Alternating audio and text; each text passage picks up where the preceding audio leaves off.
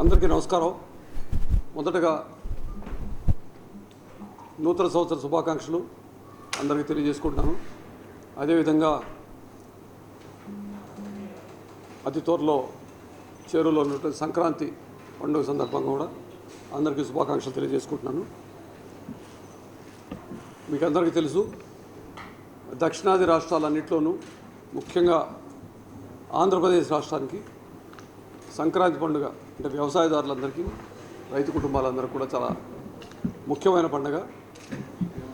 ఏ రాష్ట్రంలో మన వాళ్ళు ఉద్యోగ రీత్యా పనిచేసుకుంటున్నా లేదా కుటుంబాలు వేరే చోట సెటిల్ అయినా వారందరూ కూడాను ఈ పండుగకు ముఖ్యంగా వారి వారి స్వగ్రామాలకు వచ్చి సాంప్రదాయబద్ధంగా అనేకమైనటువంటి ఈ పర్వదినాల సందర్భంగా ఉన్నటువంటి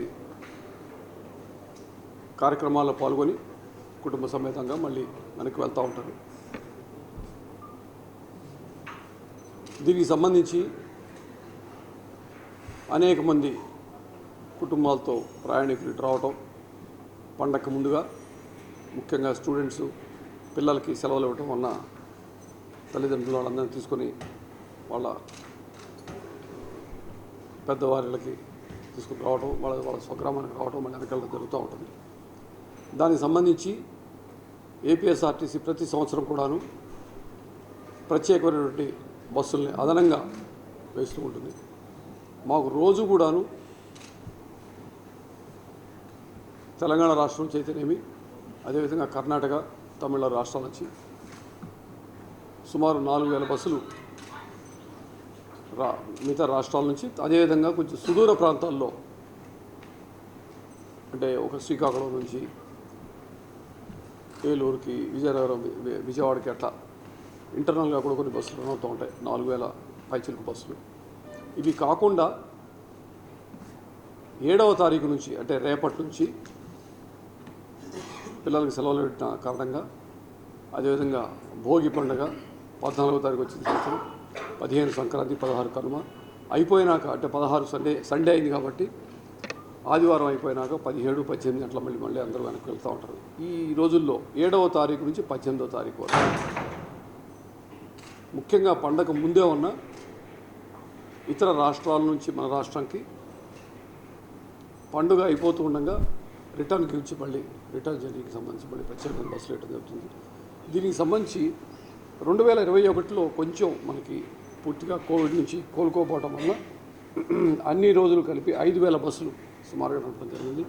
ఈ సంవత్సరం మేము 6900 బస్సులకి సిద్ధంగా ఉన్నాం. అంటే అన్ని బస్సులు ఒకే రోజు కాదు, రోజుకు సుమారు యావరేజ్గా ఒక 470 బస్సులు తిరుగుతాయి. ఈ అదనపు బస్సులు, ఈ అదనపు బస్సులకు అన్నిటికీ కూడా 9000 సిరీస్ ఉంటుంది. అంటే సర్వీస్ నెంబరు 6000, 11,000, 12,000 అట్లా అన్నీ వేరు డిపోల్ని బట్టి ఉంటుంది. నార్మల్ సర్వీసులు అన్నీ కూడాను. బట్ అదనపు సర్వీసులు అన్నీ కూడా ఏ డిపో బస్ అయినా కూడా, అంటే హైదరాబాద్ బయలుదేరుతున్నా, ఇటు నుంచి మళ్ళీ వెనక్కి వెళ్తున్నా స్పెషల్ బస్సులన్నిటికీ సర్వీస్ నెంబరు 9000 సిరీస్ ఉంటుంది. ఈ 9000 సిరీస్ ఉన్న బస్సులకి మాత్రం వీటిలో మేము స్పెషల్ బస్సులకి పరిగణిస్తాం. మిగతా బస్సులన్నీ ఎప్పట్లానే యథావిధిగా ఇందా నేను చెప్పినట్టు అనేకమైన బస్సులు రోజు వెళ్తూ ఉంటాయి. అయితే ఈ రద్దీని తట్టుకోవడానికి కోసం మాకు జనరల్గా ఇక్కడ నుంచి ఒక అమలాపురం నుంచి, ఒక రాజమండ్రి నుంచి, వైజాగ్ నుంచి బస్సు, ఖాళీ బస్సు హైదరాబాద్కి వెళ్ళటం, అక్కడ రిజర్వేషన్ని బట్టి ఇప్పటికి మాకు సుమారు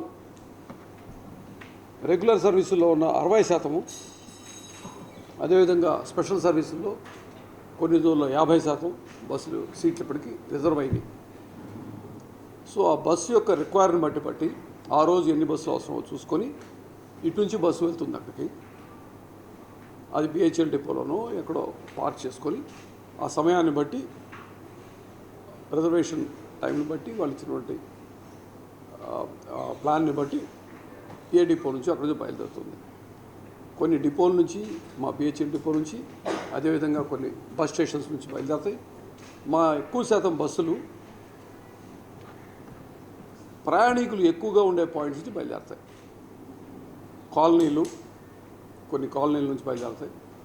అంటే ప్రయాణికులకి చేరువలో వాళ్ళు బస్ స్టాండ్కే రావాల్సిన అవసరం లేకుండా వాళ్ళ దగ్గరికే వెళ్ళి ఎక్కడి నుంచి అయితే ఎక్కువ మంది ఉన్నారో అక్కడి నుంచి బస్సులు అలైటింగ్ పాయింట్స్, అట్లే బోర్డింగ్ పాయింట్స్ ప్రయాణికులకు అనుకూలంగా ప్లాన్ చేస్తాం. ఆ విధంగా బయలుదేరి వస్తాయి. ఈ సమయంలో పూర్తిగా మనం అంటే కొన్ని ఆంక్షలు ఈ మధ్యనే మళ్ళీ కోవిడ్ ఆంక్షలు వస్తున్నాయి కాబట్టి దయచేసి అందరూ కోవిడ్ ప్రోటోకాల్ పాటించమని, మాస్కులు ధరించాలని, అదేవిధంగా అన్ని విధాల జాగ్రత్తలు తీసుకొని ప్రయాణం చేసుకొని సేఫ్గా మళ్ళీ ఇక్కడికి వచ్చి మళ్ళీ వెనక్కి వెళ్ళాలని చెప్పి అందరినీ కోరుకుంటున్నాను. ఇంతకుముందు మేము చెప్పినట్లుగానే ఈ ప్రత్యేక కారణాల వలన, అదేవిధంగా డీజిల్ రేటు విపరీతంగా పెరిగిపోవటం వలన మా టికెట్ రివిజన్ చేసి 2 సంవత్సరాలు పైబడిపోయినాక ఇప్పటికీ డీజిల్ రేటు సుమారు 60% పెరిగింది. అప్పటి మా డీజిల్ రేటు 60 రూపాయలు ఉండగా ఇప్పుడు 95 రూపాయల 40 పైసలు. అది కూడా మా బల్క్కి వచ్చే రేటు, ఇది బయట రేటు ఇంకా ఎక్కువ ఉంటుంది. సో 50-60% డీజిల్ రేటు పెరిగినప్పటికి కూడాను మేము టికెట్ ఫేర్ పెంచలేదు. అది కాక ముఖ్యంగా బస్సు ఒకవైపు ఖాళీగా వెళ్ళవలసిన అవసరం అవుతుంది కాబట్టి ప్రత్యేక సర్వీసులకు మాత్రమే 9000 సిరీస్ ఉన్న సర్వీసులకు మాత్రమే టికెట్ ఛార్జీని 50% పెంచడం జరుగుతూ ఉంది. నా నమ్మకం, నా ప్రగాఢ విశ్వాసం ఏంటంటే ఆంధ్రప్రదేశ్ ప్రజలు, తెలంగాణ ప్రజలు కూడాను ఏపీఎస్ఆర్టీసీని ఎప్పుడూ ఆదరిస్తూ ఉన్నారు. ఎందుకంటే మన బస్సులు ముఖ్యంగా ఈ మధ్య కాలంలో 2-3 సంవత్సరాలు కూడా కొత్త బస్సులు కొన్నాం మనం. మన బస్సులో ఉండే సౌకర్యాలు ఖచ్చితంగా మెరుగ్గా ఉంటాయి. అదేవిధంగా మన ప్రాంతం వారు మన బస్సుల్ని ప్రత్యేకమైన అభిమానంతో ఆదరిస్తారని,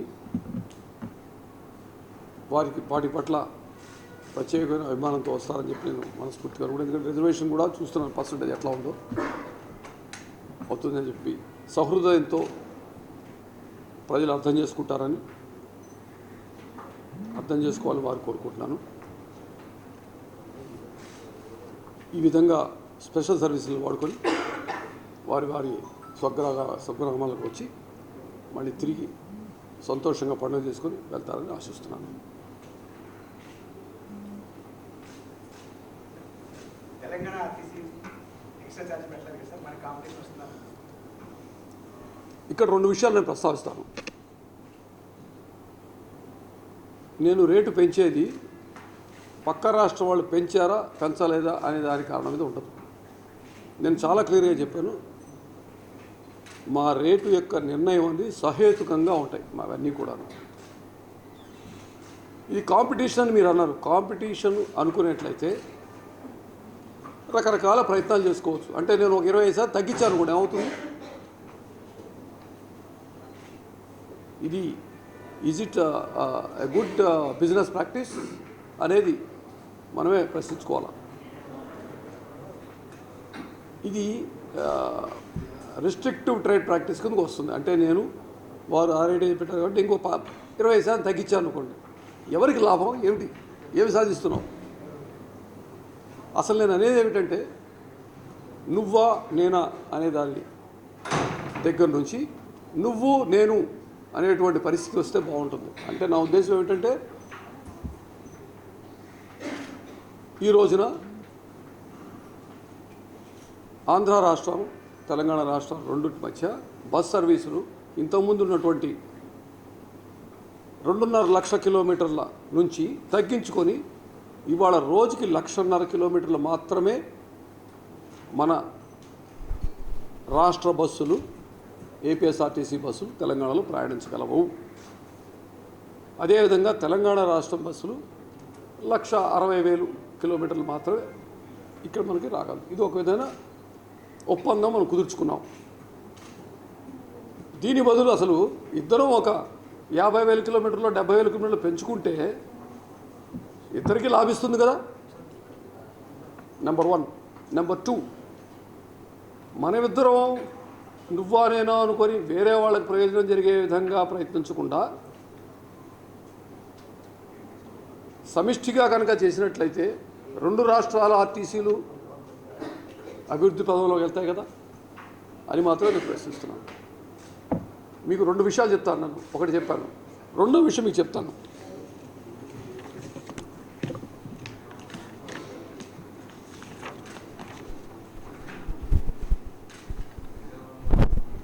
మన కార్గో రేటు తీసినట్లయితే మన కార్గో రేట్లు పొరుగు రాష్ట్రాల రేట్ల కన్నా తక్కువ. అదేవిధంగా ప్రైవేటు సంస్థలు ప్రైవేటు కార్గో సర్వీసులు అన్నిటికన్నా కూడా తక్కువ అని ఇంతకుముందు కూడా తెలియజేశాను. ఉదాహరణకి ఈ చార్ట్ మొత్తం మీకు ఇస్తా కావాలంటే, ఉదాహరణకి 200-300 కిలోమీటర్ల మధ్య దూరం ఉన్నప్పుడు 26 నుంచి 50 కిలోలు వెయిట్ ఉన్న పార్సెల్ పంపించాలంటే నేను ఛార్జ్ చేసేది 120 రూపాయలు. పక్క రాష్ట్రం వాళ్ళు 270 వసూలు చేస్తారు. వాటి గురించి మేము ప్రశ్నించామా? ఈ విధంగా మీరు చూసుకోవచ్చు. ఇదంతా everything is open, is nothing, I'm not saying anything new. మేము ఇంకొక వాళ్ళ రేట్ల గురించి ప్రశ్నించాము, అవసరం లేదు. మా నిర్ణయాలన్నీ సహేతుకంగా బిజినెస్ సరిగా చేసుకునే విధంగా ఉంటుంది తప్పించి నేను ఊడిపోవాలనో పక్కోళ్ళు పడాలనేటువంటి ఆలోచనలు మాకు ఉండవు. ఇది ప్రత్యేకంగా ఈ రెండు విషయాలు మీకు తెలియజేసుకున్నాను. ఇంకా సమిష్టిగా చేసినప్పుడు ప్రభుత్వ రంగ సంస్థలు అభివృద్ధి పదంలో వెళ్తాయి, వాటికి లాభం జరుగుతుంది. ఈ రెండు కానప్పుడు ప్రభుత్వేతర సంస్థలు అంటే ప్రైవేటు ట్రావెల్స్కి లాభం చేయడం కోసం చేస్తున్నటువంటి తప్పించుకోదు కాదు.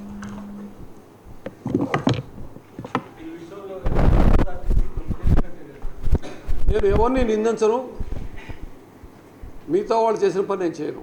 ఇక్కడ ఒక రూల్ ఉంది సార్, అంతర్రాష్ట్ర ఒప్పందం ప్రకారం రేట్లు అనేవి ఉంటాయి కదా సార్. మన స్టేట్లోకి వచ్చినప్పుడు మన రేట్ ఉండాలి, ఆ స్టేట్లోకి వెళ్ళినప్పుడు ఆ రేట్ ఉండాలనుకుంటారు. వాళ్ళు ఉల్లంఘించి వాళ్ళ రేట్ తగ్గించుకోవడం ఒప్పందం రిసీవ్ చేయలేదు. ఒకటి ఏంటంటే ఇది రెగ్యులర్ సర్వీస్కి వర్తిస్తుంది, స్పెషల్ సర్వీస్కి వర్తించదు. రెండో విషయం ఏంటంటే ఇవాళ ప్రజలు ఎలా ఉన్నారంటే ₹1 ఎక్కువైనా బెటర్ సర్వీస్ ఉంటే దాన్ని పొందడానికి సిద్ధంగా ఉన్నారు. ఒక ఆర్టీసీ గురించి మాట్లాడలేదు నేను, ఎక్కడైనా మీరు చూసుకోండి. If I give better service people are willing to pay ₹1 extra. ఏదేమైనప్పటికీ నేను ఒకరిని విమర్శించడం అనేది నా పద్ధతి కాదు, అవసరం లేదు. ఒక్కసారి ఇటువంటివి చూసుకుంటే మీకు తెలుస్తుంది. నేను ఒకళ్ళ గురించి విమర్శించడం కానీ నిందించడం కానీ మా ఏపీఎస్ఆర్టీసీ నైజం కాదు. సార్ ఈ దసరాకి సేమ్ ఇలాగే మీరు ఎక్స్ట్రా పెట్టారు, వాళ్ళు నార్మల్ ఛార్జ్ పెట్టారు కదా, అప్పుడు ఏమైనా డిఫరెన్స్ వచ్చిందా సార్? డిఫరెన్స్ ఏమి లేకపోగా కొంతమంది పని కట్టుకొని ఏపీఎస్ఆర్టీసీ బస్సులు నిల్లు, టీఎస్ఆర్టీసీ బస్సులు ఫుల్ అని రాసినప్పటికీ కూడా మాకే ఆదాయం ఎక్కువ వచ్చింది. అందుకే చెప్తున్నా, మాకు ఆ విశ్వాసం ఉంది. We give a better service and that's why people are willing to pay more money.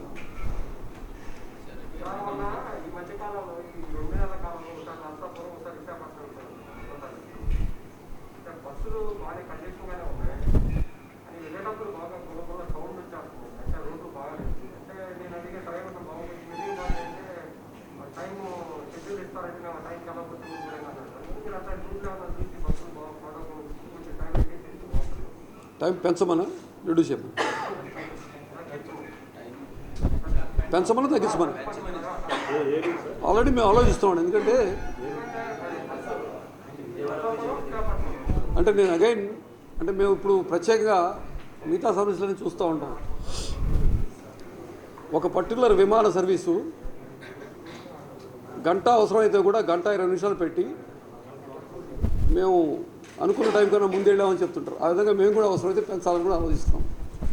ఎందుకంటే దానివల్ల పెంచడం వల్ల అవుతుంది డిపార్చర్ అనేది చాలా ఇంపార్టెంట్. డిపార్చర్ మాత్రం టైంకి బయలుదేరాలి. బయలుదేరే సమయం పంక్చువాలిటీ ఉండడం చాలా అవసరం. మీరన్నట్టు అనేక కారణాల వల్ల ఒక్కోసారి గమ్యస్థానం చేరేటప్పుడు లేట్ కావచ్చు. దానికి సంబంధించి కొంత వెసులుబాటు ఇవ్వాలని మేము కూడా అనుకుంటున్నాం. ఖచ్చితంగా షెడ్యూల్స్ కొంచెం మారుస్తాం. కొంచెం లాంగర్ డ్యూరేషన్ ఇస్తాం ఖచ్చితంగా. వైజాగ్ నుండి నర్సాపూర్ సార్ ఆర్టీసీనే రేట్లు పెంచితే మేము పెంచితే ప్రైవేట్ బస్సులు ఎట్లా? నేను చెప్తున్నా అండి, మీరు నమ్మరు. మా రేట్లు ఒక్కొక్క రేటు తీసుకుంటే అది కార్గో రేట్ కావచ్చు, టికెట్ రేట్ కావచ్చు, మేము అద్దెకి ఇచ్చేటువంటి స్టాల్ రేట్ కావచ్చు, మేము ఇచ్చేటువంటి బీఓటీ అంటే పెద్ద పెద్ద ఓపెన్ ప్లేస్లో అది ఇచ్చేటువంటి రేట్లు కావచ్చు. We always want be an ideal business పని. అంటే మేము చాలా పెద్ద మనసుతో ఉండి చేసేటువంటి పని, అంతేగాని పిండుకోవాలని జనాల్ని బాధ పెట్టాలనే ఉద్దేశం కాదు. ఇది తప్పనిసరి అయిన పరిస్థితిలో చేసినటువంటి నిర్ణయం. That's all I can say.